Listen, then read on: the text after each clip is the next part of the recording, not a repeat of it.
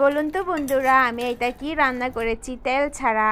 এই যে শালটা কাটতে বসে গিয়েছি, তা দেখে হয়তো অনেকে অনুমান করতে পেরেছেন আজকে আমি শালটা রান্না করব, তাও আবার তেল ছাড়া।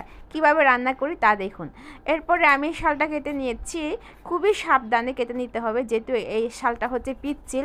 তারপরে হচ্ছে পাতলা করে কুচি কুচি করে কেটে নিতে হবে, তাও আবার বটি দিয়ে। একটু যদি এদিক সেদিক হয়ে যায় তাহলে কিন্তু আঙুলও কেটে যেতে পারে, সেই জন্য খুবই সাবধানে এই কাজগুলো করতে হবে।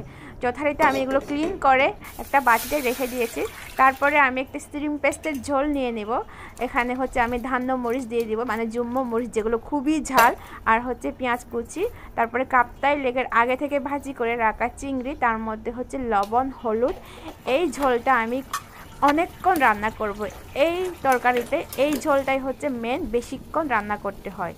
তারপরে এইগুলো দিয়ে দেওয়ার পরে কিন্তু বেশিক্ষণ রাখা যাবে না, কারণ হচ্ছে বেশি টক হয়ে যাবে। আর হচ্ছে শালটাগুলো হচ্ছে এমনিতেই পাতলা পাতলা করে কেটে নেওয়া হয়েছে, এর ফলে বেশি রান্না হয়ে গেলে কিন্তু এই রান্না খেতে মজা না। একটু শক্ত শক্ত করে 2 থেকে 2.5 মিনিটের 3 মিনিটের মধ্যে এই রান্না নামিয়ে ফেলতে হবে। দেখতে দেখতে আমার রান্না শেষ হয়ে গিয়েছে। আপনাদের কেমন লাগছে একটু কমেন্ট করে জানাবেন, তেল ছাড়া শালটা রান্না চিংড়ি দিয়ে। Thank you so much for watching. আমার রান্নাটি শেষ পর্যন্ত দেখার জন্য আপনাদেরকে অসংখ্য ধন্যবাদ।